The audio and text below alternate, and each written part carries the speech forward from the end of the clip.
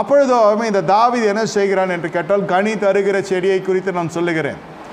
ஒரே இடத்திலும் தன்னை எதிர்க்கிற ஜனங்களை எதிர்க்க விரும்புகிறது இல்லை. இந்த இரு வேளையில் வந்திருக்கிற நீங்கள், உங்களிடத்தில் அபிஷேகம் இருக்கிறது, உங்களுக்கு கனி கொடுக்கிற சுபாவ கிளைகள் இருக்கிறது, இன்னும் அந்த கனி பெருகும்படியாகவே கர்த்தர் இந்த வார்த்தைகள் உங்கள் மத்தியில் வைக்கின்றான்.